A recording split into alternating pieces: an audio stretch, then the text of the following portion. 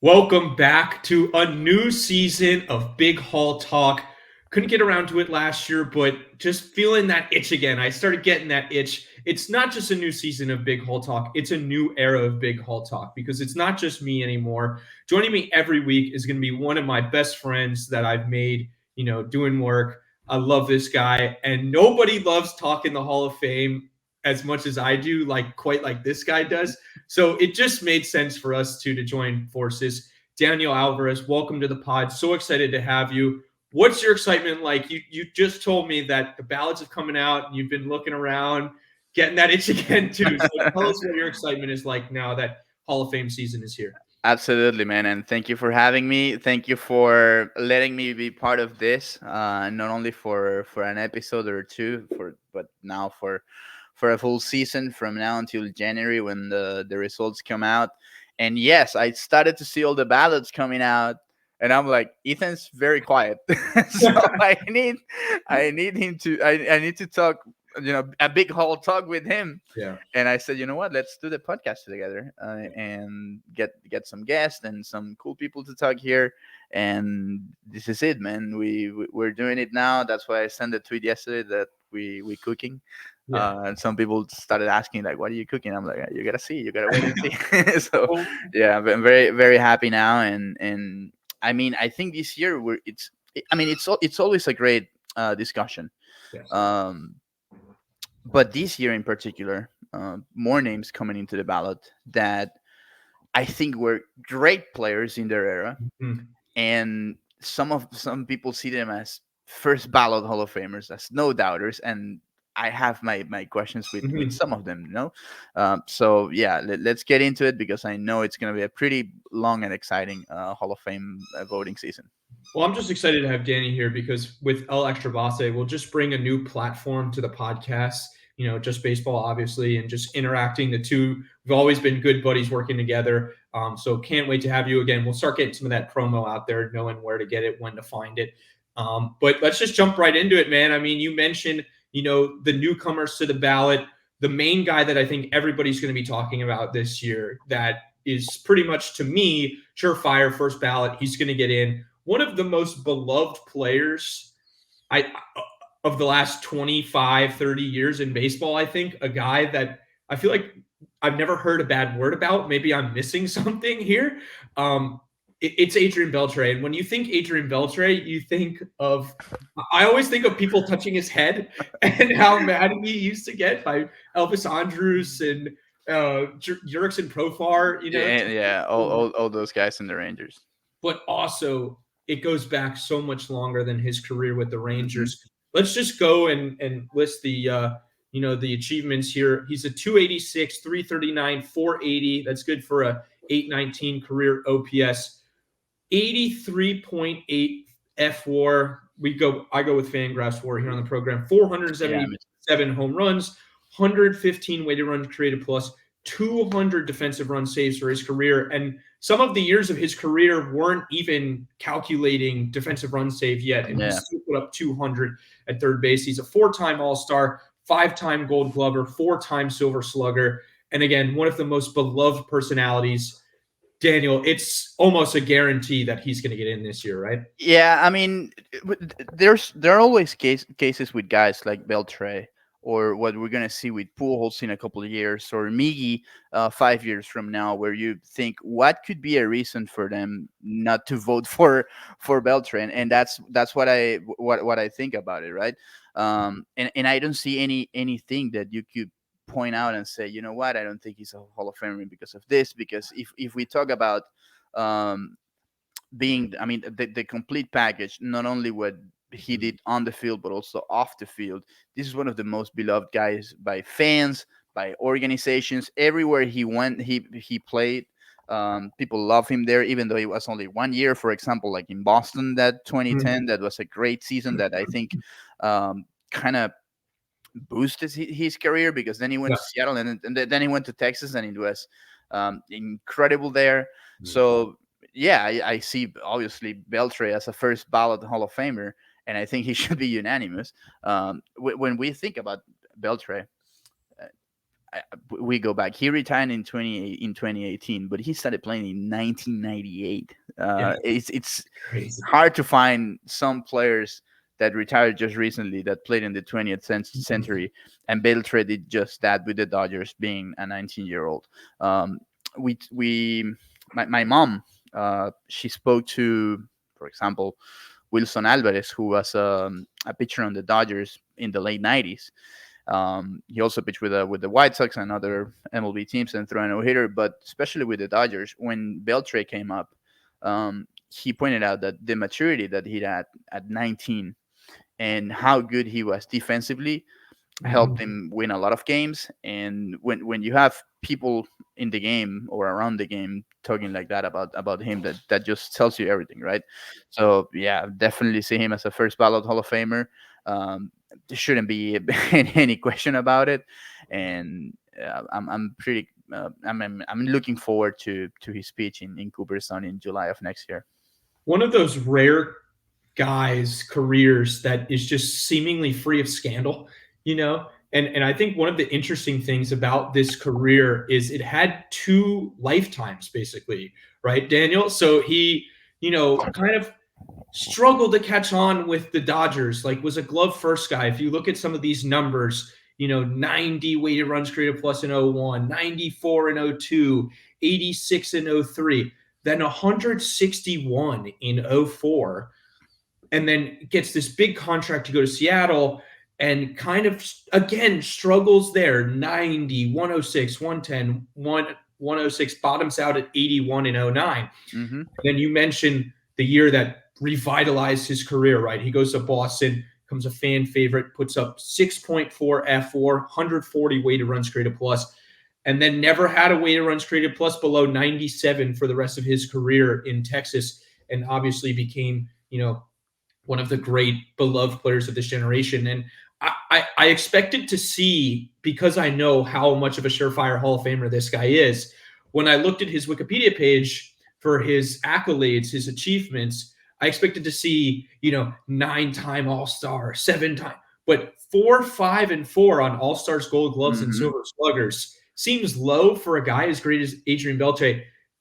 I know there were a lot of great players in this era, and he played in such an interesting era where guys don't play this long anymore. They don't play That's for one thing. years, right? That's one They thing. don't, if you look at a lot of these older careers, some of the guys that the era that the ballot is kind of shifting away from now, like Larry Walker's era, Barry Bonds, there were guys that came up in the 80s and they played into the 2000s, right? That's not a thing anymore in terms of guys that play in the 90s that are still playing, that I mean, definitely not anymore that are still playing, but that had these long careers that lasted deep into the 20s, 10s, let's say.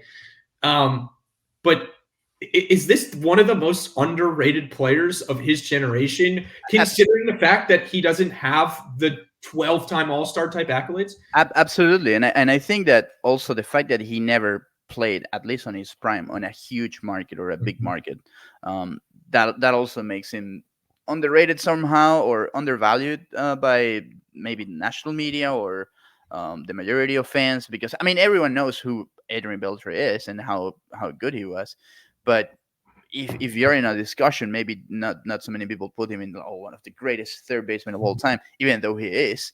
Um, Chipper Jones, when Adrian retired in 2018, wrote him, "I am saving a spot next to me in the table in Cooperstown for you in 5 years." I mean, those are pretty big words, right? And you mentioned something that to me I love about players like Miggy, Pujols, Wayno, what we're seeing now with Verlander, with Scherzer, even Mhm. Zach Greinke, that it's tough to see and it's longevity. Yes. And longevity is underrated.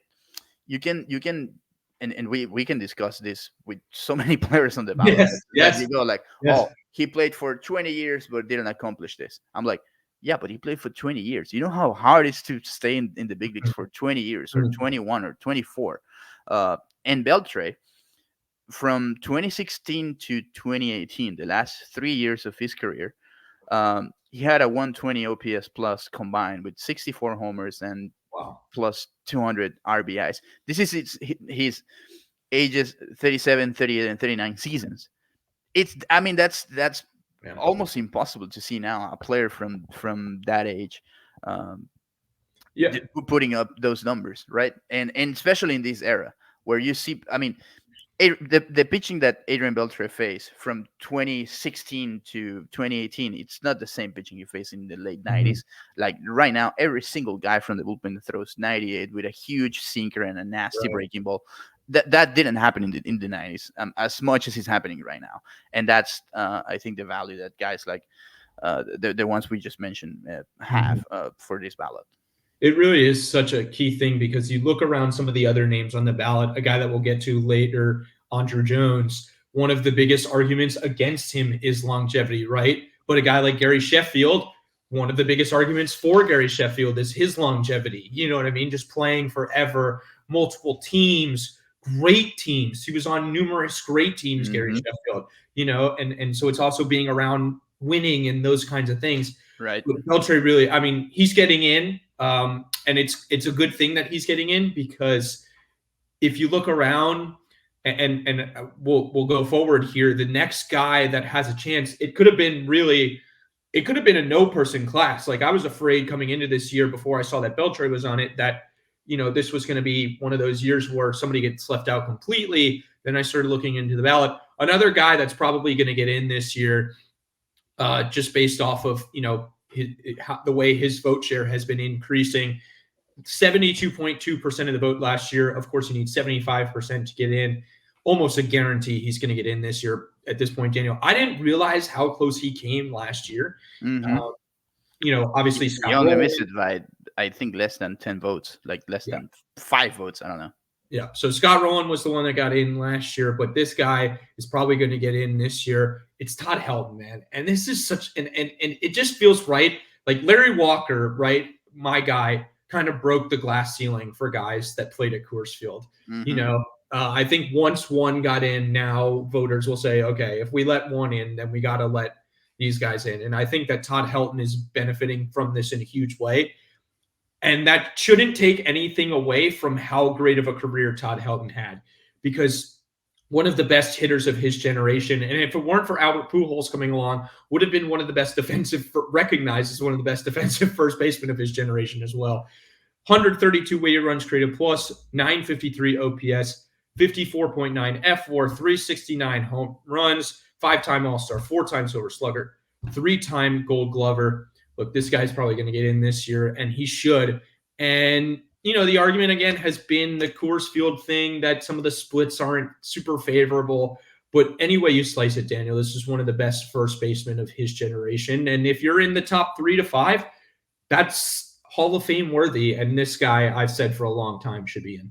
Absolutely. And especially when you see the consistency and how great some numbers are also on the road. I mean, don't come to me and say that it's the splits Right. thing with Coors Field, because you know what, we have metrics now to measure how good you Mhm. were on the road as well. That 2001 season, it's crazy to think how well. Obviously, who won it that year, but it's crazy to think that you see that stat line and you go like, how did this guy didn't win an MVP, Mhm. right?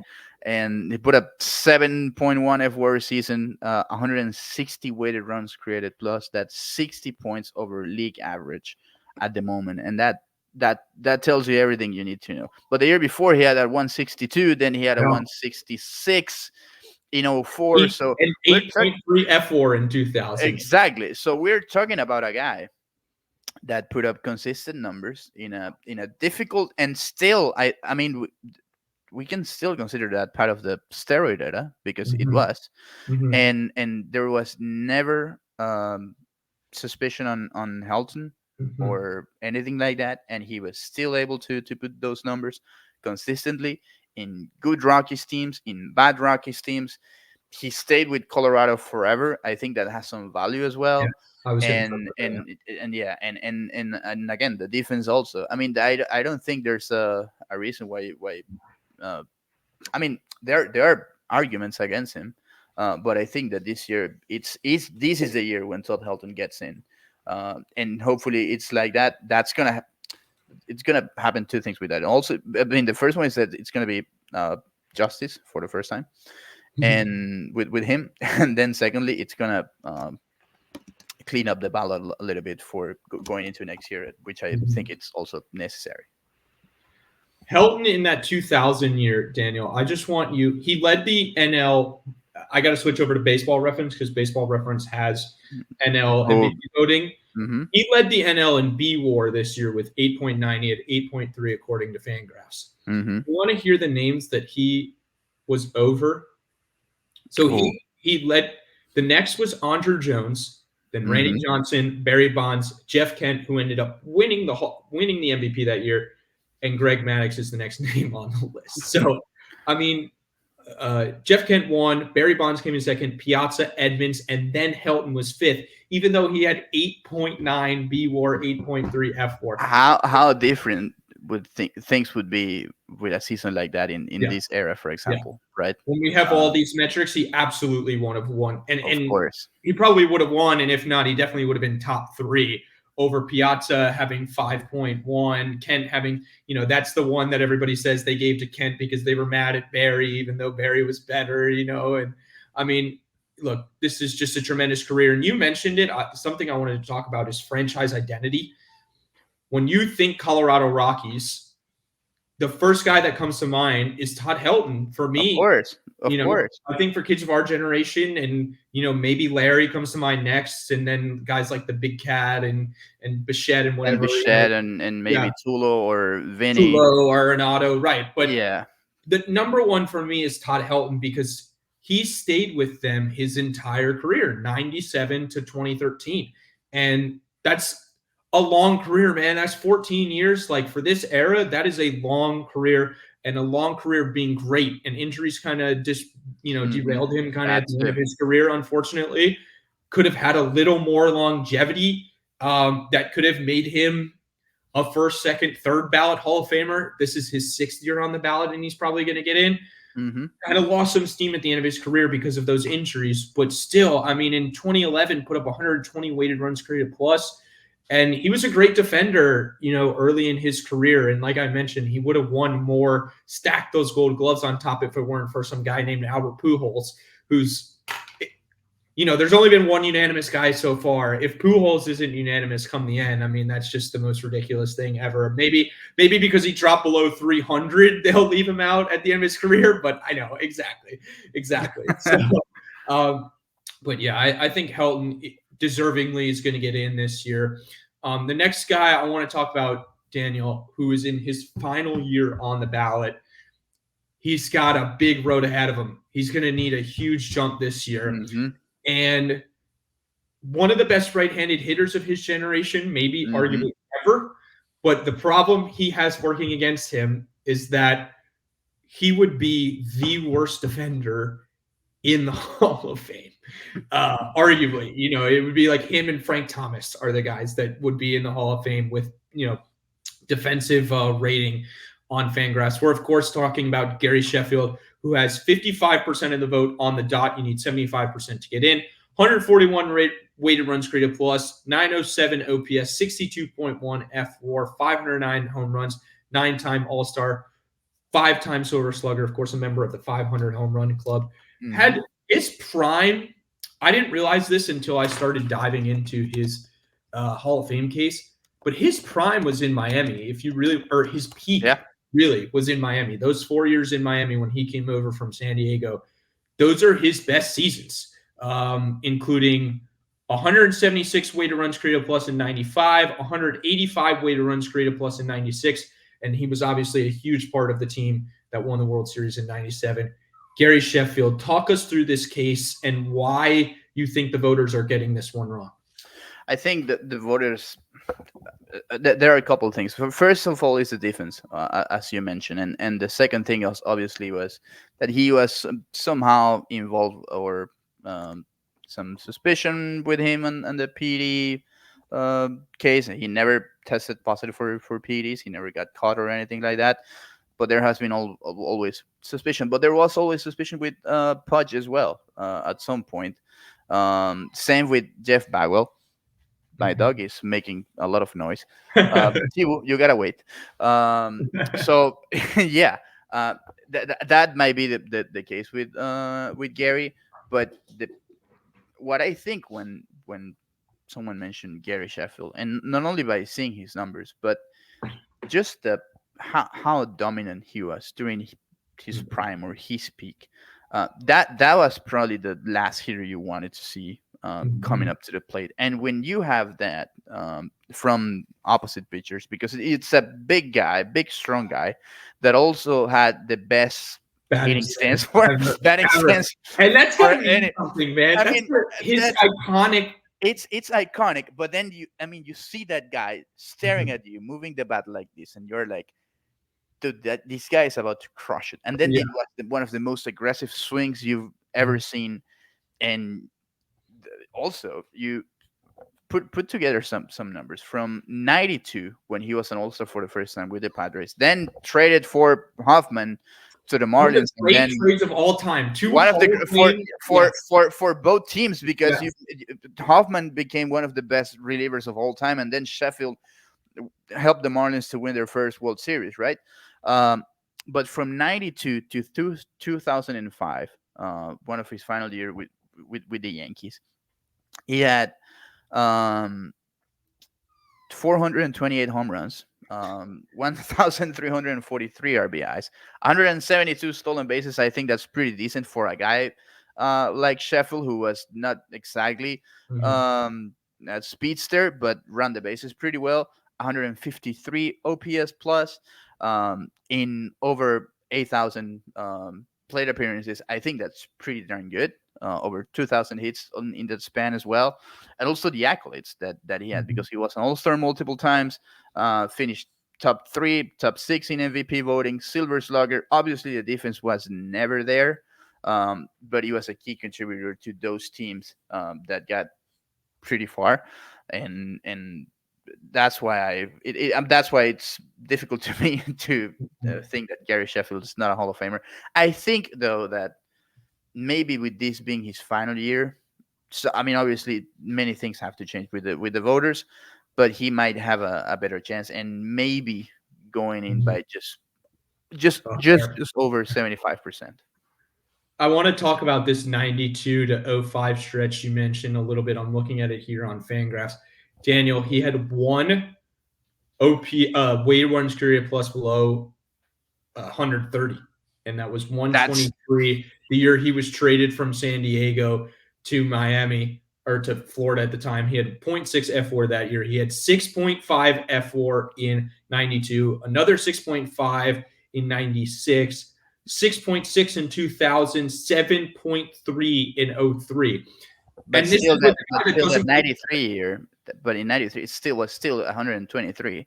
Right, exactly. In those ballparks. I mean, when 123 is a down year for you, and you're playing in Qualcomm Stadium or whatever they call it, it's like, you know what? 75% of the players won that 123.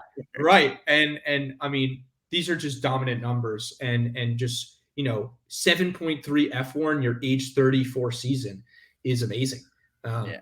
This was dominant is a great word. Intimidating, terrifying, all those kinds of words kind of describe Gary Sheffield. And it's like, how do you not have this guy in? And just the, like I mentioned with the batting stance, it's just so iconic.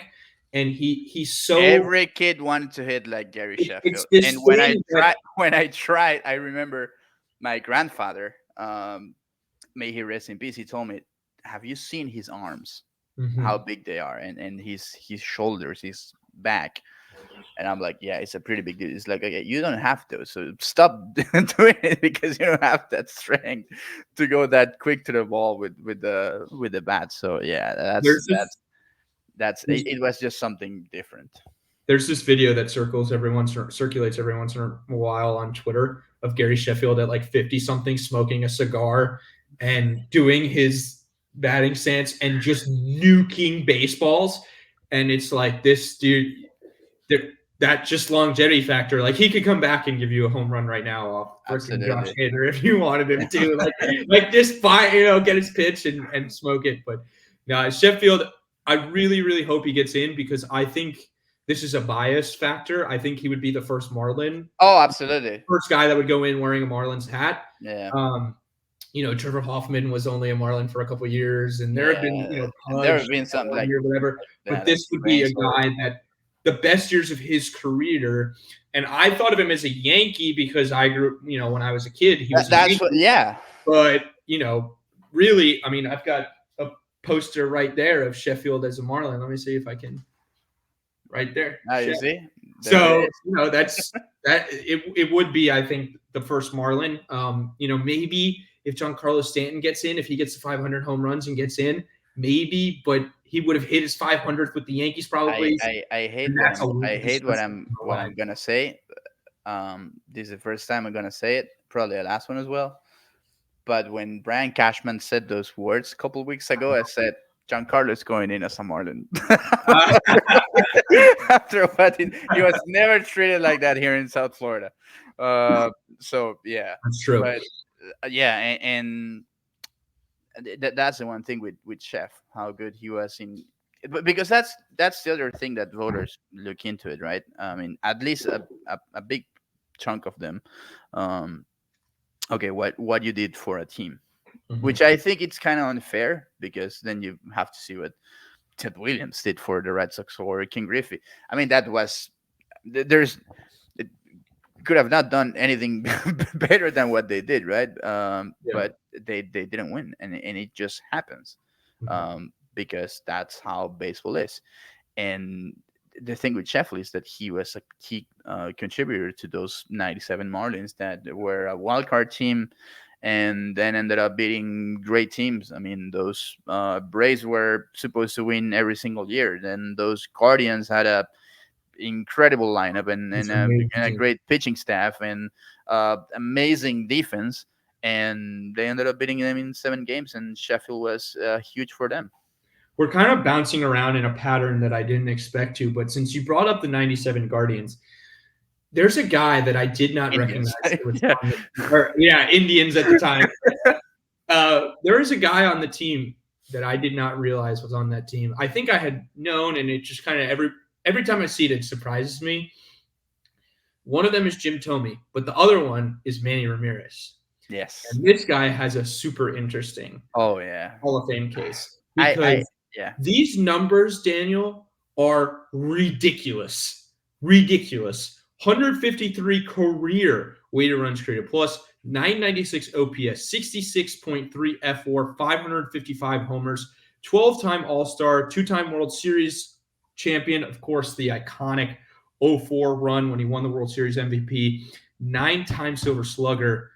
Man Ram, gotta be like low-key one of the greatest right-hand hitters ever. Go back to all the way back in the history of the game, one of the greatest right-hand hitters ever. Not looked at that way because his Hall of Fame case is kind of tainted by the fact that he has not one but 2 PED suspensions, which is not a It's just kind of a disqualifier. I mean, he's got 33.2% of the vote in his 8th year. He's got no shot at this point, Daniel. He's got no shot, and especially because Tibu, please. I've been there, man. It's all right. Don't record podcasts around puppies, man. But yeah, the thing with Manny is that it's not only once but twice, and that's a deal breaker, and especially because the second time Manny never served that suspension. He just retired, and not even like an apology or anything. Like that was it. He just played those games with the Rays, and then he just left like that. Yeah. And for me at the time, and for us, we were about the same age, as a 15-year-old or 14-year-old that grew up as a Red Sox fan. That was painful. Like, dude, like Manny, like you did not only you did it again, but you also didn't even say goodbye or nothing like that. You know, that was painful at the moment, and that's the one thing that's frustrated with Manny, because then when he actually started doing all the PED stuff, he had no necessity for that. He already had a Hall of Fame career on his back, That's the Barry Bonds argument, right? Is That's some people say the Barry Bonds why, argument. But yeah, some people will say, well, he was already a Hall of Famer, so it doesn't matter. That's what I say about Barry Bonds. But yes, some people will also say he didn't need to taint himself like that. He was already going to be a Hall of Famer. He could have just kept doing what, and that's why I got it down here on the ticker, the Manny Ramirez dilemma, because it is a huge dilemma because this is one of the great right-handed hitters. But there was a thing with Barry, and he said Barry never failed a test for MLB. Right. Same with Clemens. But when you see Manny, if you did something like that after 03, when they implemented all the controls and everything, you had no excuse. And Manny did it. I don't care if he had a Hall of Fame career. Same. I think it's going to be the same case with Robinson Cano whenever he comes up in the ballot. That's And once that happened and you got 2 suspensions, then you're done. I mean, there's nothing else to talk about here, because it hurts and it's painful, because again, one of the best right-hander hitters of all time, iconic batting stance if we talk about stances, or unique styles and look with the dreadlocks. And then when he got that homer of K-Rod with the him raising his arms and the whole Fenway, iconic images in baseball. I mean, I felt so bad at the time because K-Rod is Venezuelan, one of my favorite pitchers of all time. He pitched for my Tiburones de la Guaira down there in the Venezuelan Winter League. But I was a Red Sox fan at the time. And I'm like, I don't care. Like, he comes first, man. The Sox come first in that. It's like, yes. But with 2 PD suspensions, nothing much you can do. And he kind of checks all the boxes, Daniel. Like we mentioned, all of them. The argument, maybe the defense not that much. Right. I mean, I think he was awful. Like Sheffield territory. But he did play from 93 to 2011. Of course, there was that one deadline where we all thought he was coming to Miami, and then that didn't go. That quite didn't go well. But I mean, some of these years, man, 172, 182, 185, 163, 165 at 36 years old with 2 teams. I mean, it's just unbelievable. But go ahead. Something crazy about MVPs and stuff. Check out the 2008 NL MVP voting. Manny played only 53 games and was top 4 in the voting, which is crazy to me because he has a reference 3.5 B-WAR. Yeah. Pujols won it with a 9.2. Obviously, Pujols was the candidate. Ryan Howard had a solid case as well. Ryan Howard played 162 games. I don't know if this is a typo, and had 1.8 not a typo. WAR. How the fuck? How? I don't know, but it happened. It's crazy. 48 home runs. Obviously, people didn't care about WAR at that time. He only had he had 48 home runs, but only had an 881 OPS. This must have been when he started getting shifted. That must have been the year where they kind of started shifting him, and it kind of started taking him, because my God, to have 162 games and 1.8 WAR with 48 home runs is crazy. But yeah, Manny, man, it's just a bummer because, it is like the Robbie Cano thing. Like Robbie Cano, one of my favorite players, would have a great Hall of Fame case as a second baseman. His career is as good as any second baseman ever. He was on a highway. He was on a highway to that. I mean, in Adrian Beltre territory, kind of too, right? Absolutely, Loved, great player, kind of free of scandal, and then that happened. And let's keep going kind of on this scandal track. There's 2 guys I want to talk about under this umbrella. The first one, of course, is if there's 3 faces of the steroid era, okay, 2 of them missed out 2 years ago when David Ortiz got in, being, of course, Barry Bonds and Roger Clemens, which is one of the great injustices in the history of sports. The greatest bat hitter and arguably the greatest pitcher in the history of the game are not in the Hall of Fame. It's a huge problem and needs to be changed by some of these committees. Hopefully it will be. The other guys... It wasn't last year when they were on the ballot. It wasn't last year. Yep. And the other guy, of course, and he's got so much other shit hanging around him too, is A-Rod. But some of these numbers No, Like, I with knew A-Rod, how good A-Rod was growing up, right? He yeah, was a superstar. He was the Yankees third baseman. Sorry.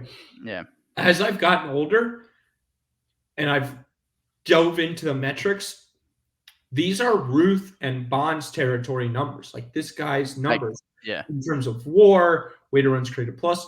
He's hanging around the greatest players in the history of the game.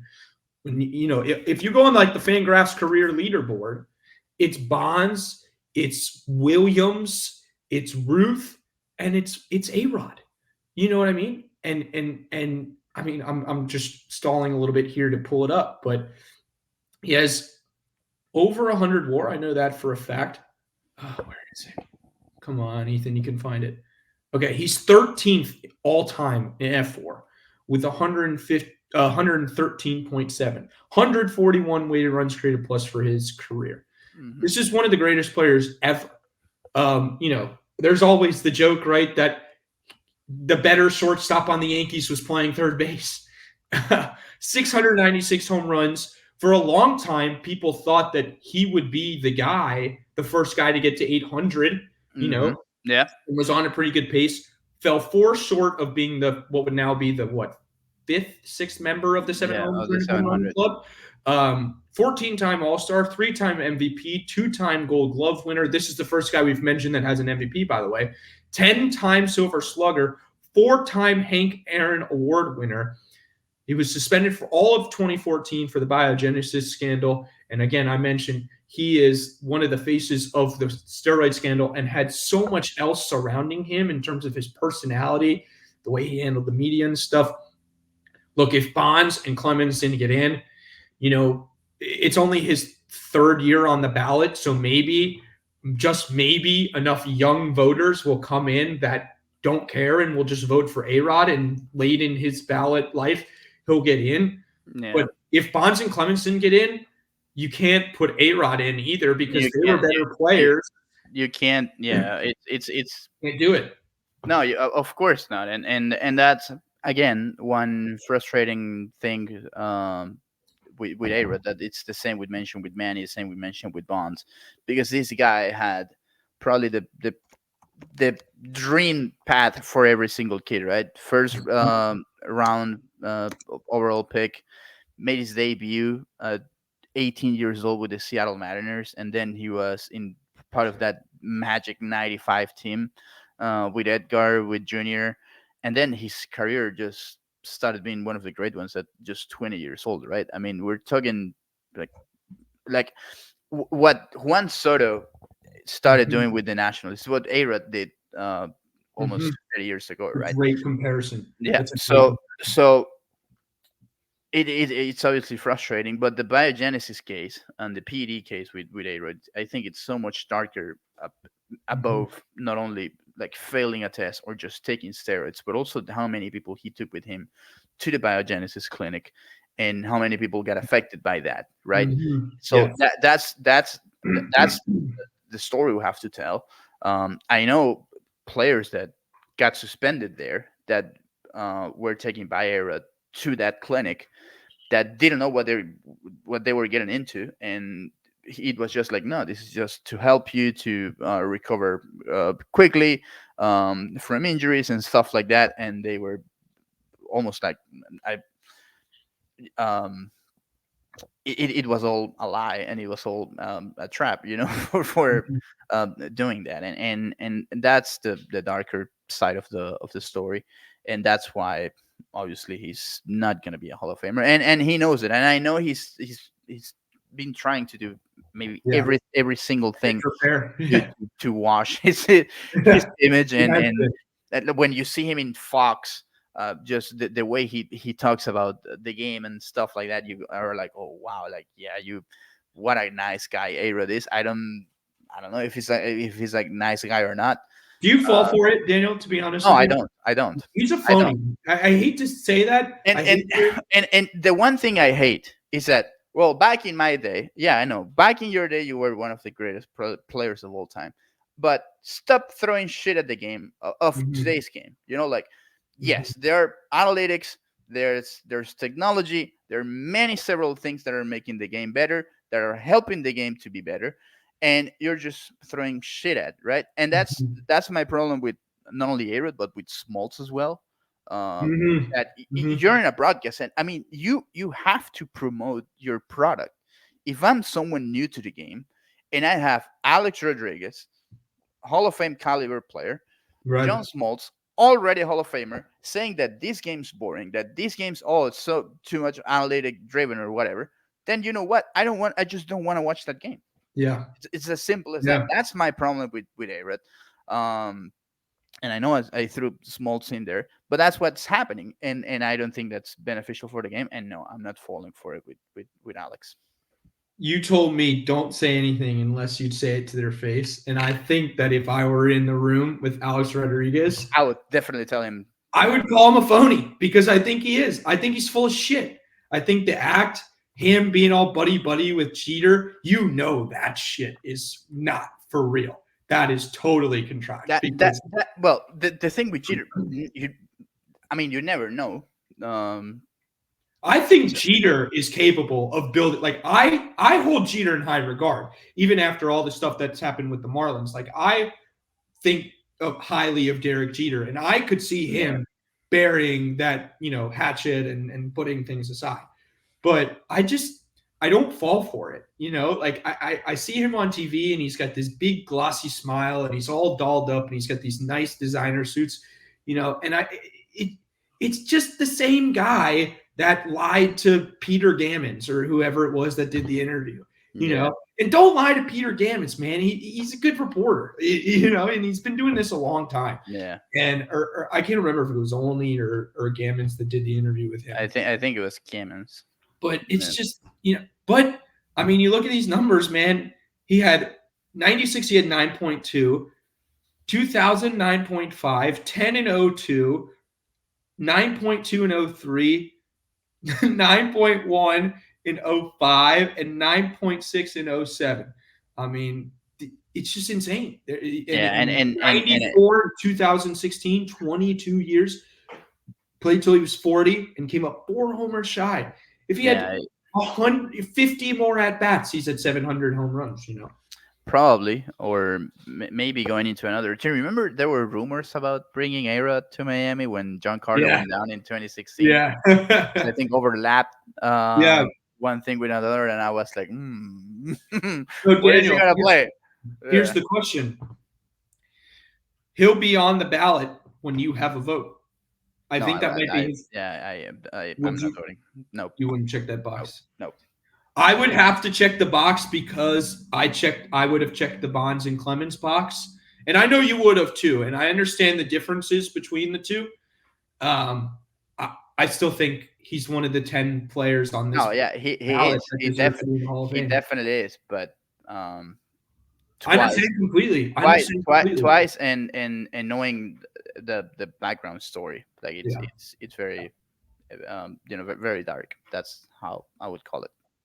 Another guy that's caught up in some scandal that it might hurt him, and this is it still was his playing career, but also it feels like his post-playing career, right? Because it was his very last season, and then he was going to be the manager of the Mets, and it didn't happen. It fell Yeah, apart. But a young sensation that you didn't realize how much of a sensation he was when he was a young player. At least I didn't. When he came out in 2000, won the Rookie of the Year.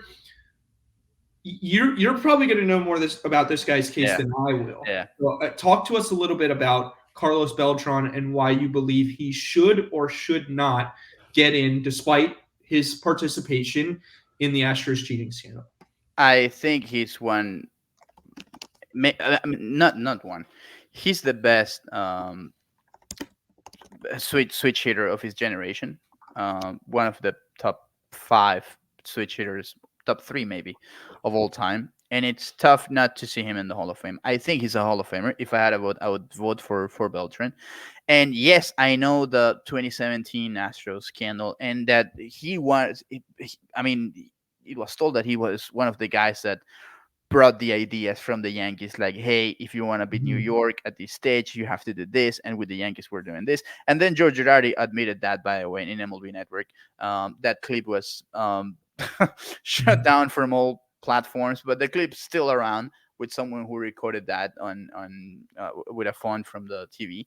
And he's a Hall of Famer. And the thing with the Astros, Ethan, it's that it's for me, it's the biggest hypocrisy case in baseball history. And why do I say this? Because everyone was cheating. Everyone, every single team did something. In 2017 or before that, every team did something in 2018, and MLB was aware of this, and they never did. I mean, they started doing things in. I think it was in 2019 when they first started to have employees, MLB employees, on the video rooms, on the clubhouses, to avoid this type of cheating mechanisms.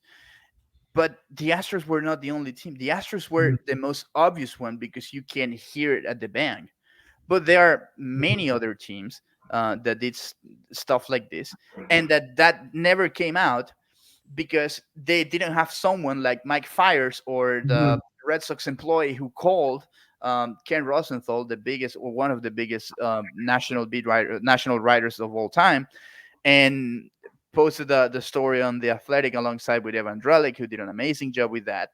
And that's when MLB reacted because it came out of the public. But MLB was aware of this, and they all were aware of this. I mean, people forget that both the Red Sox and the Yankees were fined in 2017 for stealing signs with technology with the Apple Watches. People just forget that they were first than the Astros.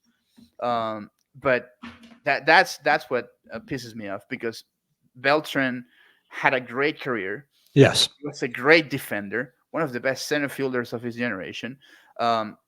He was always a team leader, and he was one of the most respected guys in baseball during his playing time, and he's still being one of the most respected guys. So it pisses me off a lot what happens with all the Astros because it pisses me off with Altuve, for example.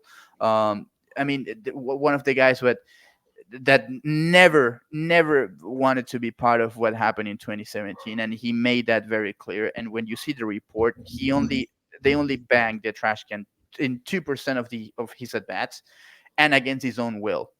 And it's something that just pisses me off because it's with Altuve, it's going to be the same discussion whenever he retires, and we're starting to see that with Beltran. And I think that might set a standard for what's going to happen with Altuve, what's going to happen with Carlos Correa, what's going to happen if Springer ends up having a Hall of Fame career, even with Justin Verlander, who was benefited from this because guess what? That run support helped him to win more games in 2017, right? So it's going to be a long discussion, just as long as the PEDs went, because those Astros teams had so many great players that deserve to be in the Hall of Fame whenever they retire. I don't want to get into too much of a discussion about the Astros cheating scandal. I do want to preface this by saying that to me, Beltran, yes, would get a check mark on my ballot. I haven't actually broken down the 10 that I would vote for on this ballot, but hypothetically, he would be one of the guys that I would vote for. 118 weighted runs created plus, 837 OPS, 67.8 F4, 435 home runs, 9-time All-Star, Rookie of the Year, 3-time Gold Glove, 2-time Silver Slugger. He's got the World Series with the Astros, and he got off to a really solid start in his first year, 46.5%. And I think you mentioned that he was one of the most beloved guys around baseball. That's going to buy him a lot of good graces. Yeah. In terms of this. I also think that some writers might be punishing him by not voting him. By not some of them would say, you know what, I'm voting for him, just not the first year. It will be interesting to see how he does in his second year. I do want to promote this. You mentioned Evan Drellich. This is one of the best books I've ever read in my life. Yeah. I've read a lot of books about baseball, football, basketball, those kinds of things recently.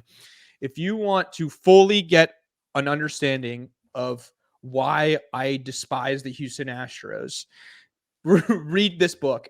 And I want to push back a little bit on what you said about the Astros, because what the what the Yankees and the Red Sox were doing, to me, at least based off what I read from Drellich's reporting, was a little more within the lines of gamesmanship.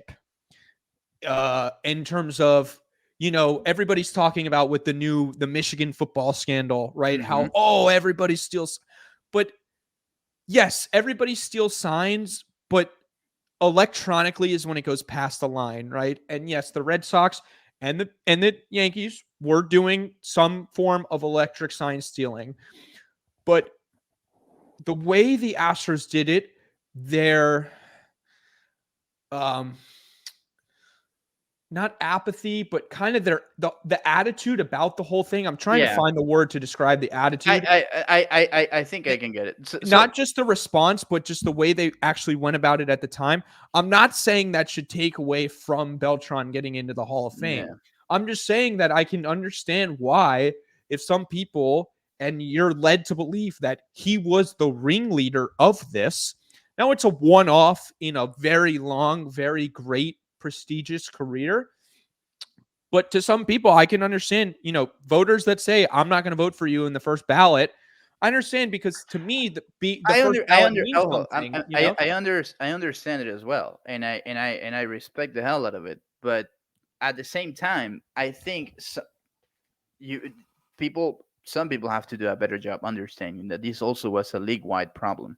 100%. And it's probably 100%. still because teams are still looking for that edge. And because that's the way life goes. I mean, it's just as easy as that. But yeah, I mean, it's very frustrating. I also read Evan's book. Let me correct on that. I didn't read that. I listened to it as an audiobook. Count it. Every day driving up to spring training. I mean, I didn't listen to music. I was just reading at Evan. It was fantastic. There's so much good reporting in this book, not just about the cheating scandal, but about Jeff Lunau and Sig Medjal and just some of the Jeff Lunau. I mean, good luck with soccer in Spain. Yeah. Get out of it. That's the one attitude I hated, the Jeff Lunau attitude, and also kind of Jim Crane as well. It's like, yes, like you're telling me you don't know where your money goes, or this is the Jim Harbaugh thing now, right? Is everybody saying, well, Harbaugh didn't know? How do you not know? It's your team. It's your team. Of course you knew. And Lunau, I mean, even if he didn't go out there and suggest which there is no suggestion that he went to somebody and said, let's do this, right? It's the creation of the culture that perpetrated these kinds of things where the culture was ignore the rules, throw everything out, ignore the morals. What is the best way for us to win at any cost? With the Ozuna thing, and we're getting too deep into the weeds here. But I just want to point out that for some people, bringing it back to Beltran again, for some people, I can understand if they say they got to hold off on it a little bit, but while the wound kind of heals from. It's a mark on his image, at least a little bit, because again, he was kind of the ringleader of the whole thing. It is, but also, I mean, take away that 2017 year. You still have one of the greatest careers of all time, because it's not that he was great in 2017. Like, obviously his leadership and what he meant to that young team, those are the intangibles. But numbers wise, he wasn't good. Mm-hmm. In a weird way, they don't win that World Series without him. Not on the field. Off the field, what he did for that clubhouse, kind of uniting that young clubhouse that was ready to break out, and clearly a culture that was very fragile, right? He united that, brought it all together, and they don't win that World Series without him, without a doubt in my mind. Yeah, absolutely. And he absolutely is a Hall of Fame quality player. Guys like Beltran, but Brian McCann as well, who was on that team. They were a huge part of those of that ball club in 2017. And also, just to put a period on this topic, with these regulations went back to the World Series in 2019. They lost to a great Nationals team who played better on the road, and they've been to the NLCS every single year since that moment. They also won a World Series against a very good Phillies team. Yep. They have nothing to demonstrate against. I mean, Yeah, to anyone. That's true. That's a good point, Daniel. They've been to the ALCS 7 straight years. And probably now. will be back in the We're within a LCS next year. We're within a game of the World Series again this year. They are, I kind of think that 3 is what you need to be called a dynasty, but they have this reign on they're certainly a dynasty in the American League. Of I mean, course. 7 straight ALCS appearances. What is it? 4 World Series appearances. Yeah. Obviously an incredible run, and certainly I'm one of the people that's pickiest on the Astros, but I don't think, they were only in the World Series. They only won the World Series because of the cheating scandals. And anybody that does is, all right. I want to keep kind of start speeding up through the rest of this ballot, because some of these cases are kind of, Omar Vizquel is pretty much a no-go at this point. His numbers go down every year. With Omar, no. This is going to be for another episode. I think maybe we can bring Omar to talk about it. Interesting. But there's going to be a story that's going to come out pretty soon on today on Omar's case, not numbers wise, like the scandals with the White Sox thing and all of that. That it's going to be pretty interesting for people to see, because for the first time, Omar, it's going to publicly talk about the case, and we never heard his version, and there are more things that have to be cleared up. Nothing happened on I mean, this case didn't go on a court or something like that. So it's gonna be pretty interesting. At this point, it doesn't seem likely for him. He was tracking well until all these scandals started coming out. But now in his 7th year on the ballot, he's down to 19.5%. Another guy that's struggling in his 6th year on the ballot is Andy Pettitte, one of the great postseason pitchers of all times. But to me, Daniel just kind of doesn't quite stack up. Jimmy Rollins is a name that's on the ballot, 12.9% in the 3rd year. Burley, you kind of slot into that Pettitte area, 2 great left-handed pitchers in their time, but kind of not really. The thing with Pettitte is, how dominant and how good he was for the Yankees, during the postseason. That's what makes his case stronger. But also, again, the PD and the Clemens stuff, and very sketcy things. Francis K-Rod, 10.8% in this is his 2nd year. I'm afraid. I mean, I have a fear that maybe K-Rod drops off the ballot this year. Because there are a lot of names that are joining the ballot this year that are going to start eating up votes. If you're voting for 10, if there's a player to drop that maybe you voted for last year, that's K-Rod. It's a guy like K-Rod. It might be a guy like Rollins. But I see guys like Lee Smith, for example, in the Hall of Fame. Lee Smith was not a better closer than K-Rod was. Right. And K-Rod's not a Hall of Famer. And we see probably Kenley, probably Kimbrel. This year they reached 400 saves. K-Rod had more than 400 saves. And they say, Hall of Famers. Is K-Rod not a Hall of Famer? I think we can dedicate a whole episode to relievers and to K-Rod's case. I want to get into one reliever on this episode where we kind of break down, and then we can, if you want to, we can spend an entire episode on this discussion, because it really is an interesting discussion about what do you do with relievers. One thing I think is interesting is the standards have gone up so much for this recent era of baseball. It seems like writers are trying to squeeze this era and really only get the best of the best of the best out of it, even though there are some of these names that got in, Bill Mazeroskis and some of these names from the past that have no business being among some of these players. I think you mean Dennis Eckersley. Yeah, Eckersley. But Daniel, I want to talk about Billy Wagner, because this is his 9th year on the ballot. He's got 68.1% of the vote right now. That's a good number if he wants to get in this year, and it's certainly a good number if he wants to get in his final year to make up only 7% in 2 years. Really good shot at doing that. Look, relievers are harder to quantify, but some stats I wrote down are he's 6th in all-time saves. He's 11.92 Ks per 9. That's 1,196 strikeouts for his career to only 300 walks. Seeing a guy only have 300 walks in his career, I know he's a reliever, is fucking ridiculous to me.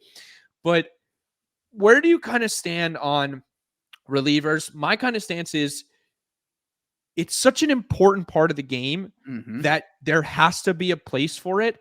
And we have to let at least the 10 best, the 15 best, and Wagner is probably in that category, might be the best left-handed reliever ever. What are your thoughts on I, his I agree with you 100%, because it's a huge part of the game, and we're seeing it in this era more than ever. But it's always been a huge part of the game what relievers do. And when I look at Wagner as the greatest left-handed reliever of all time, or at least in his era, why is he not in the Hall of Fame? Like, that's the question I made. Like, why is the greatest left-handed reliever of all time not in the Hall of Fame? And if you're the greatest blank ever, sorry to cut you off. Yeah. If you're the greatest blank, the greatest right-handed hitter, the greatest left-handed pitcher, the greatest switch hitter, the greatest setup guy, the greatest utility infielder, doesn't that mean? Of course, it means a lot. When you see, and when you compare Wagner against Hoffman, Wagner's in average pretty more effective than Trevor in many categories. Obviously, the walks, the K percentage, ERA plus, ERA. Obviously, not the saves, but still, I mean, when Wagner was on the mound to close out a game, you knew it was game over, because of how dominant he was. The way he found to hide the ball, and as a hitter, never really being able to see what was coming out of his hand. It's something. It was something crazy at the time, and I think he has a great chance. The way you see relievers, it's how dominant they were, how much they helped their team. We're seeing it now with Hader. I mean, you see Josh Hader coming, taking the mound. You're like, okay, this game's over, and there are a couple relievers that you point out and you see, okay, that this is it. Like Devin Williams, for example, we don't know what type of career he's gonna have going on, but when you see Devin Williams, you think this game's over because there's no way to hit that changeup, the airbender. There's no way to hit it, right? So that pitch should be in the Hall of Fame. that the pitch itself, right? I still don't know how Ronald Acuna hit it off him in the WBC game in March in Miami. Changeup almost on the ground and put it up against the wall. Those are those things that you never find an explanation to it. But yes, and with Wagner, that's the case. He was just so dominant, so effective, for a long period of time, for several teams as well, and he truly deserves to be in the Hall of Fame. I always, every year when the voting starts, I send the same tweet like, "Hey, this is a reminder of #Wagner Hoff." And I will always send that tweet. I get mad when someone drops in off the ballot. More than I get mad for Bobby or for K-Rod or for Omar. It's like, no, it's like, drop whoever you want. Just don't drop Billy Wagner. There are just a few guys I want to continue, like really dive into before we kind of just run through some of the names, because I think it's important to recognize everybody that makes the Hall of Fame ballot, because these are a lot of guys that had some tremendous careers that won't end up in the Hall of Fame, but are names that I love from my childhood that deserve to, get some recognition. So I want to do that in a minute. But first, I want to talk about Andruw Jones. And this is a big longevity question, right? So injuries kind of derailed his career, really short career by the standards of the Hall of Fame. But a 111 weighted runs created plus, 823 OPS, 67 F4, 434 home runs, 5-time All-Star, 10-time Gold Glove, 1-time Silver Slugger. Daniel, he had 60 defensive run saves in only 8 seasons calculated in center field. and that was kind of the back end of his career when, again, he started tailing off because of injuries. This is arguably the best defensive outfielder since Willie Mays. Mm-hmm. Any guy that has double-digit gold gloves deserves consideration, and then you've just got to make up enough on offense to kind of get yourself in there.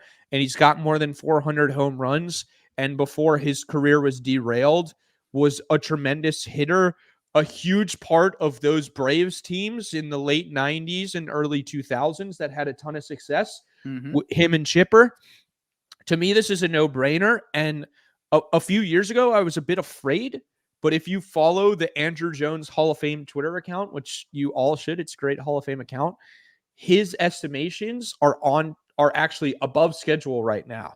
Yeah. And he has right now, this is his 7th year on the ballot, 58.1% of the vote. If he keeps trending the way he has the last few years, he could be in a couple years. I think he has a case like Larry did or like Edgar did. The one thing with the longevity, and maybe, I mean, 17 years is a lot. Maybe he didn't play as much as Omar, for example, played with 24, but still, those are a lot of years, a lot of seasons, and being great for such a long time. Mm-hmm. And the defense was second to none. Was the best defensive center fielder in his era, maybe the best we've seen. Mm-hmm. In our lifetime. And the offense was pretty good as well. I don't see, like in those Braves lineup. Okay, he wasn't Chipper, but he put a pretty good career during, I mean, from 98 to 2006. Mm-hmm. I mean, you see the numbers that he put on those years.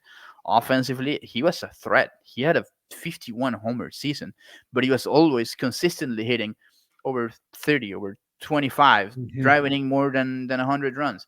That's, for me, that's enough when you're that good of a center fielder, because you can even take him out of center field and just DH him, and the guy is just still being one of the best. I mean, in that Braves lineup, we know he wasn't the best hitter. Mm-hmm. That tells you a lot of how good that Braves Right. lineup was. You put him in over 20 other teams in the league, and he's the best player on that team. It's a great point. And I mean, what else do you need to see from Andrew? It's for me, it's something that doesn't make any sense. I think something that has to factor in is, like, that should score him points, is, you mentioned it, he was in the heart of a great team for a long time in terms of their lineup. And look at this run from 98 to 07. He never had less than 26 homers. He had 26 twice, 31, 36, 34, 35, 36, 29, 51 in 05, 41 in 06. So 92 homers from 05 to 06. Just ridiculous. Like, and a great hit, like a very well above, like, good hitter, well above average. Like, these way to run created pluses. In 01 he had 97, but besides that, like, never really below 112. Like, that's still really, really good, especially when you add in the fact that, again, arguably the greatest defensive center fielder, maybe top two, him and Willie Mays. I mean, this guy, to me, is a no-brainer. I don't know how he's not in already. I understand, I guess it's probably the longevity questions, because, again, he did kind of tail off at the end of his career and didn't get some of those counting stats that people like. But I mean, this is just one of the great players ever. And one of the, five, maybe not necessarily five tool, but just well-rounded in terms of offense and defense. Like, there's not a combination like that anywhere on this ballot, to be honest with you. He's probably the best, except for Beltre. All right. A guy I want you to break down before we get to two new names on the ballot this year. This is your guy, Daniel. This is your case. This is your Larry Walker. He's got some ground to make up. He's at 15.4% heading into his 5th year. But I think with some of the names that have fallen off the ballot, now could be some time where he could start gaining some steam and maybe, just maybe, make a late push in the second half of his time on the ballot. Talk to us about why Bobby Abreu is a Hall of Famer. Why Bobby Abreu is a Hall of Famer? Because he was one of the he was just hands down was one of the best and most complete hitters of his generation. A guy that was a Gold Glove winner, a guy that was a 30-30 multiple times, a guy that hit for power, hit for average, got on base a pretty whole lot. 395 on base percentage in his career. That's sick. Over 400 in many of those years. It's crazy to think that Bobby is. I don't know if crazy to think that he's not a Hall of Famer, but if Bobby was playing in this era, if you were to be playing in this era, things would be so different with him. Like he would, that's a guy who would be making over close to 30 million a year, because of how we value today's game. And Bobby, he was good for the Phillies for such a long time. I know he got traded just before they became champions in 08, and maybe that move was necessary for them to advance Climb and, the and mountaintop. make that climb the mountain like it happens to so many things that are winning now. um it was necessary, but Bobby was so good, so consistent for such a long time, and obviously overshadowed by those great right fielders in his era, like obviously Mhm. Vladdy, maybe Ichiro Suzuki, even Larry. even Larry, Sheffield. I mean, he wasn't as flashy as uh, Mhm. Gary coming up to the plate, or as good as Ichiro was or Vladdy was, but Bobby was just right there with them. Overshadowed because those Phillies were not winning, and maybe he wasn't the most popular guy. Um, he wasn't great with the media. I think the language barrier was Mhm. a problem for him at the moment. Not because he's not a great guy; he's one of the best human beings you will ever meet. Um, but I think it was difficult for him at the time. But he was so good for so long, and you see some of the numbers, with 288 career homers. Yeah, not that big, but the guy stole more. This guy stole 400 bases Mhm. in his career. The guy got on base more than anyone in the league at the time.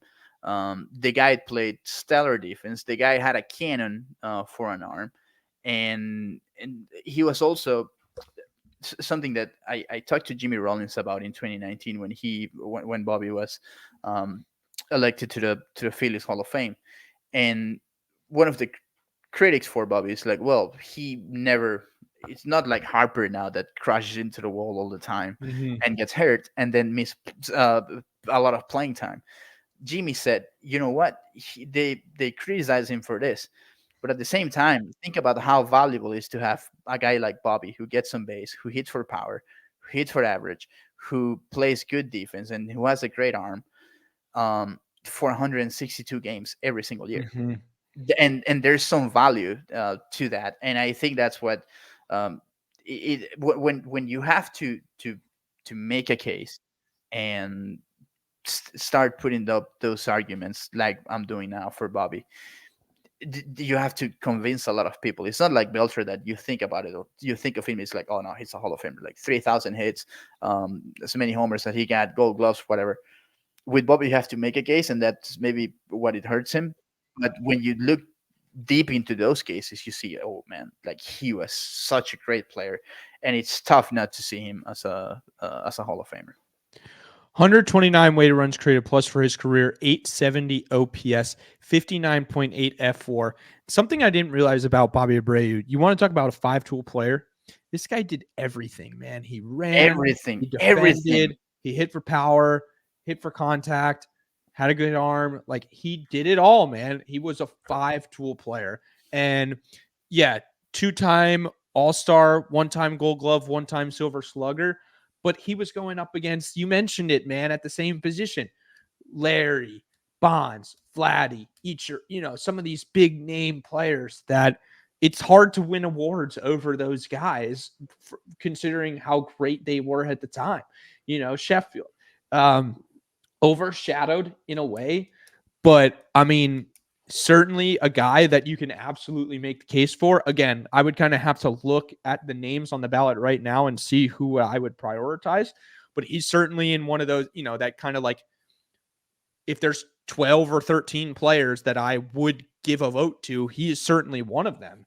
And a great career, a super well-rounded career, like you mentioned, a bit overshadowed, but that doesn't mean any he was less definitely overshadowed. than what he was. Mhm. All right, two guys I want to touch on from the new ballot before we just, run through the names here.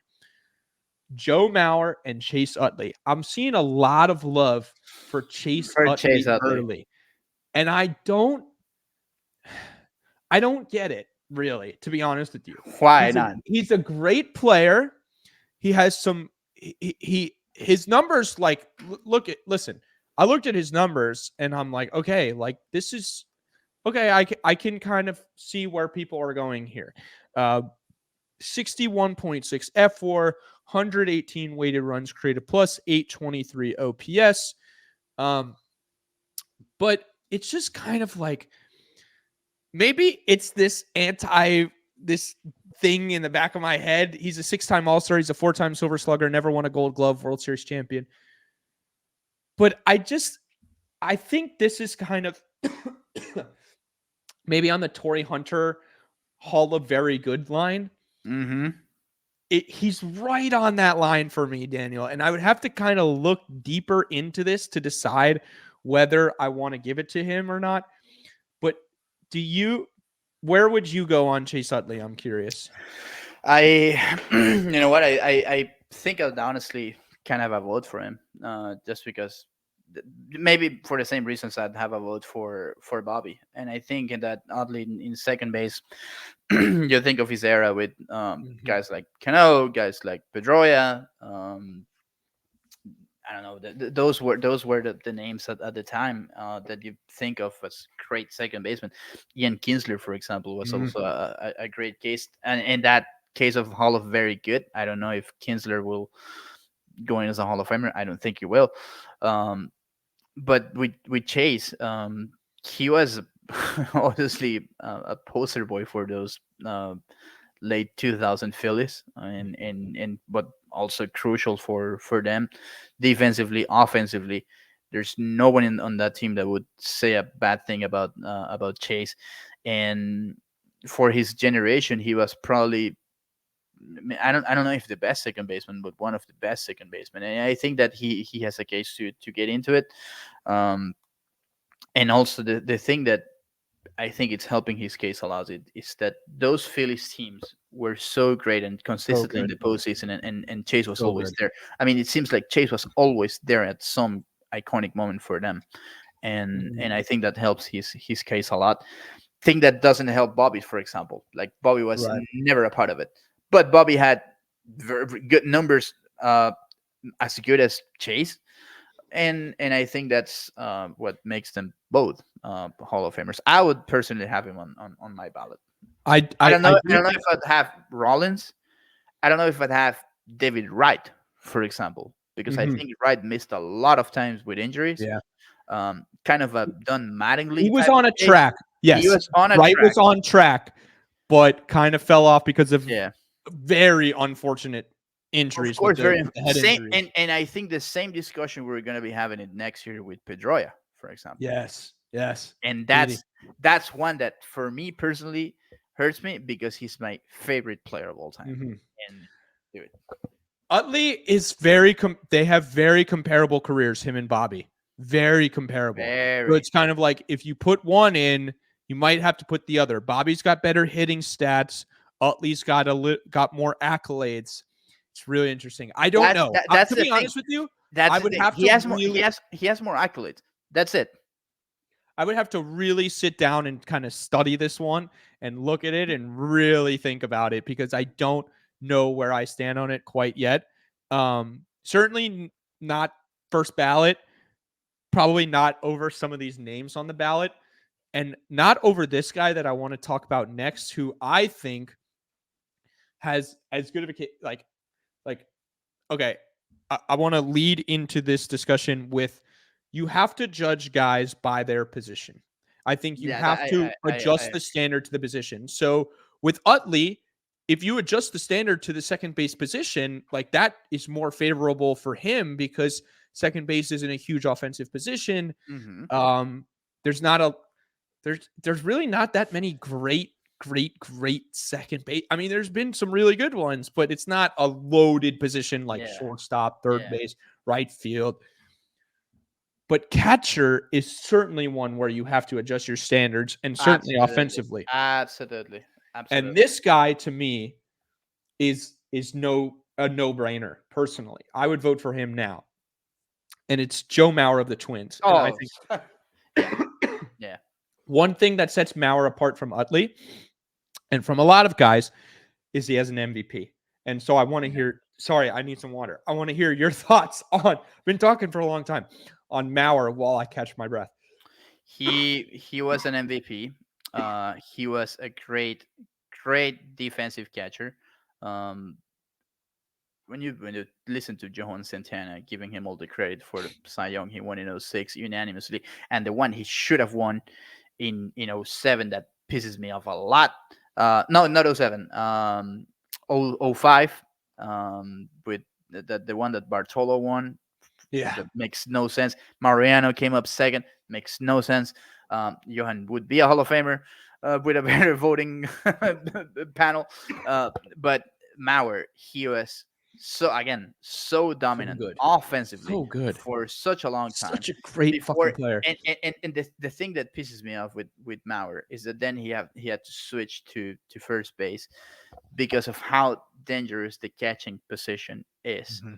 Because you're exposed so much to contact from the players, from the bat, from the ball, more than any other position in baseball.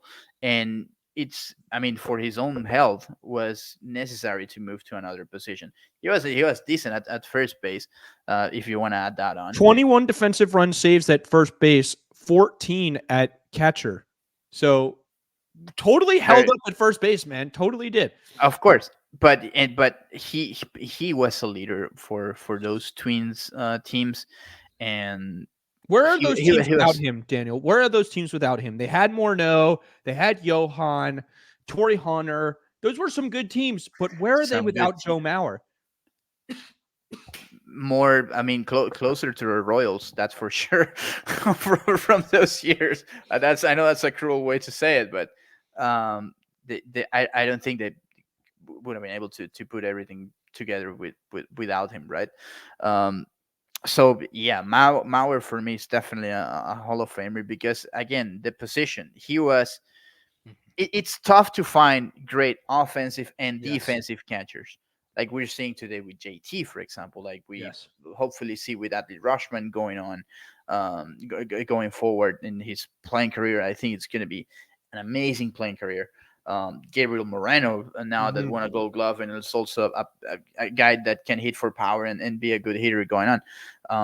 But Mauer was the standard for those guys, right? I mean, before Yadi, before Matt, you think of maybe Matt Wieters as a good catcher and good offensive catcher, but Mauer had MVP numbers. Mauer is attached with that dominant Pujols 09 season, but in the American League, where he led in batting average, on base percentage, slugging, OPS plus, undoubtedly an MVP, and maybe because of the toughness of that position, the best player of the game in that year.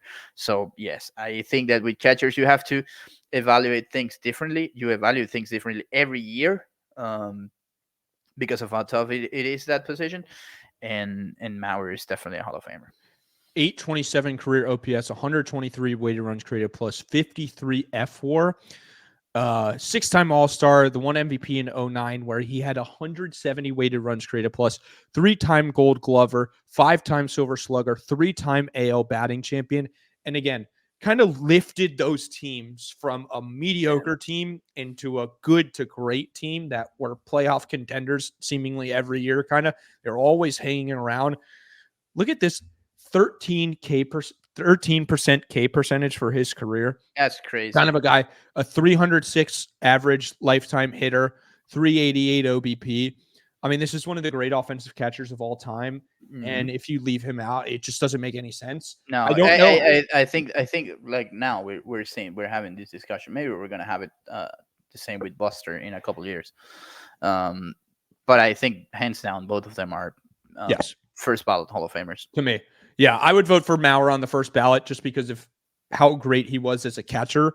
Arguably the best, one or two catchers of his generation. Like if you want to put Yachty in that discussion with him, I'm harder on Yachty than a lot of people are, but arguably one of the great offensive catchers of all time.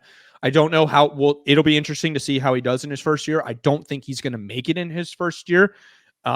He's kind of one of these guys that might hang around too long, like Helton has, or Andrew has. But I think he's going to get in beloved. And did you know that he was the top?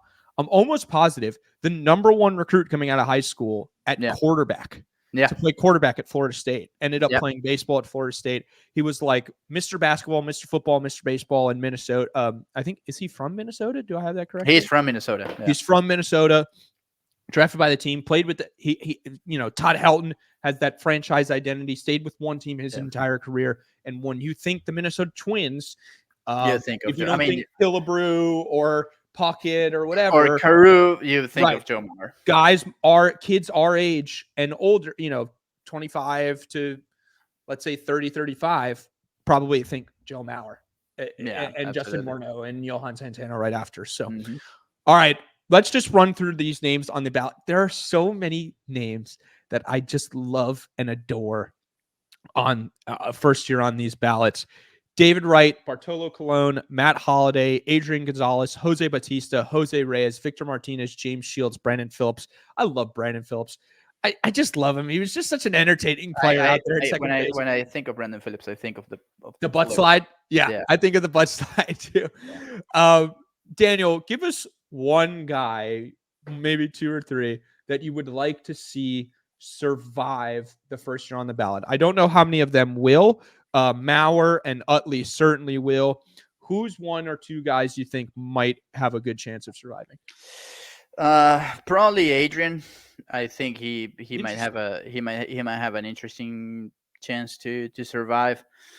Obviously, we mentioned David Wright. Then there are a couple that were solid names like Jose Reyes, but Reyes, I think he the last part of his career wasn't as good as maybe people were expecting, because he was one of the most talented and all around players in the league. Bartolo, obviously the charisma and the big sexy thing, and the homer of James Shields, who's also on the ballot as well. He had to be the same year as Bartolo. But also Bartolo has a PED suspension. Let's not forget that in 2013. And I don't think. I mean, this is the one case with longevity that yes, you have to respect for how long he pitched, but at the same time, that many of the numbers that he was able to put on it was because he played for such a long time. Right. And that's an argument that you can use however you want. Victor Martinez, though, with VMart, it's a great player. Such a great player, and there's so many great players on this ballot. There's when I think about Miggy and how good he was in 2013, how good he was in 2014, 2011 with the Tigers. Always remember that Victor was behind him. Mm-hmm. And he was so important to Miggy's career, not only on the field but also off the field. It's like Miggy's older brother, and when Miggy saw him in Detroit, when he was retiring and the ceremonies in the last 2 years, Miggy almost went into tears by seeing him because of how much it means to him. And same with Victor. And I think he was he wasn't good defensively at all. It was just, everyone ran on Victor. But he was, let's not forget how important he was to those Indians that were close to making it to a World Series, and how good he was for CC, for example, during that period. He was on some really good teams. He was Really good just on teams throughout his career. He just found and himself on good yeah, teams. and he was a great designator hitter. Mhm. But that's it. And Papi made it. Obviously, Papi had a different career. Edgar, it took him 10 years with such a great career to get in. Vmart had a great career, but I think that was just it, for him, and I don't think he's gonna make. I don't think he's gonna get 5% on this ballot, which is a shame. But hats off to Vmart and how good he was, and such a gentleman. Right now he's working as a coach with the Blue Jays. He didn't want to, and he's not a full-time coach. He's just an advisor to the front Mhm. office. But it's funny because when I ask him like how this started, he's like, you know what? I went to spring training to Dunedin.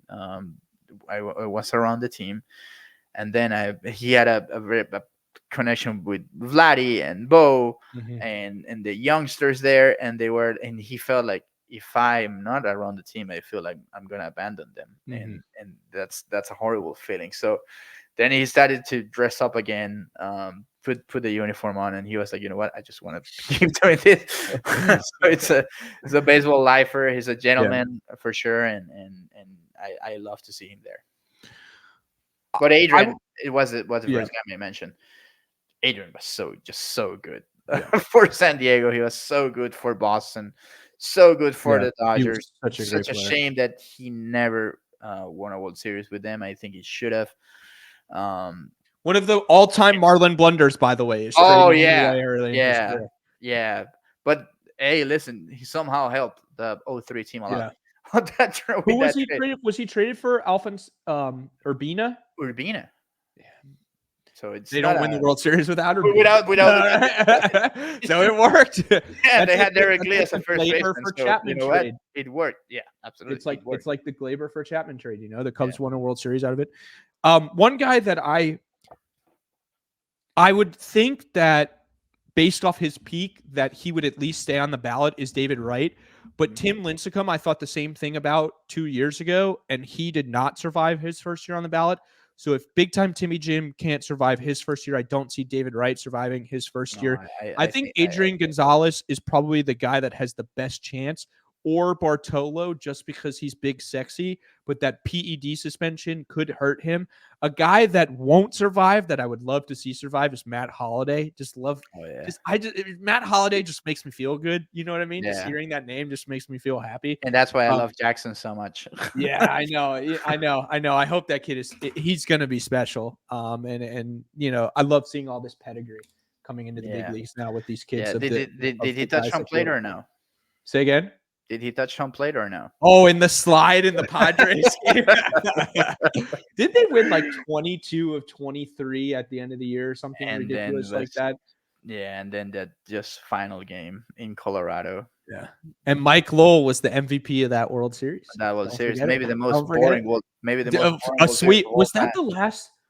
No, that wasn't the Tigers last. and the Giants was the last The sweep. Giants, yeah. But hey, I enjoyed that World Series. I was a Red Sox fan, Yeah. and the comeback from the 3-1 to Cleveland, and then winning in Colorado was pretty special. All right. Well, we just broke down the entire Hall of Fame ballot pretty much start to finish. One guy, I mentioned him in passing, is Torrey Hunter. He is still surviving on his fourth year on the ballot. I don't know that he'll survive this year with some of the names that are coming on to it, but a great player in his own right. Again, for me, that's the line between the Hall of Very Good and the Hall of Fame is Torrey Hunter. I've said that for a few years now. We're going to be having guests on. We're going to be having discussions about some of these different areas. We probably won't go an hour and a half every time, although you don't know, because when Danny and I get together, we can talk for 3, 6, 7 hours. So, you never know. But we really appreciate you joining us, and we're excited about this season of Big Hall Talk because this is one of my favorite subjects. And, we're hoping that this will become big enough that Our goal for this year is to get somebody to reveal their his ballot ballot here. on the show. That's going to be a Danny Alvarez thing, though. I'm going to put him to work trying to figure that out because he's got the connects. And eventually, Danny Alvarez, member of the BBWAA, in the year 2030, will have a Hall of Fame vote. So you are speaking with a future Hall of Fame voter in his own right. Danny, any final thoughts? That it's just to people to join us, because this is going to be a fun show for this month or 2 months with no real action on the field. Yes, trades, signings, and all of that. Obviously, a Shohei watch, the Yamamoto watch. Winter meetings coming up. I'm flying up tomorrow to Nashville to cover that. But man, this is one of the topics I enjoy the most with you, especially. So yeah, I'm pretty excited for this. Before we dip, big prediction for the winter meetings. Give us a bold prediction. I think Dylan Cease is going to be traded during the meetings. I think there might be 2 signings. Answer the question we all want to know: is Shohei Ohtani going to get signed during the winter meetings? I don't think he's going to get signed in the winter meetings. I think that's going to take more. It's such a complicated contract. I think it would be a lot easier if he weren't having Tommy John, if he didn't have elbow surgery or whatever. But at the same time, it's also complicated.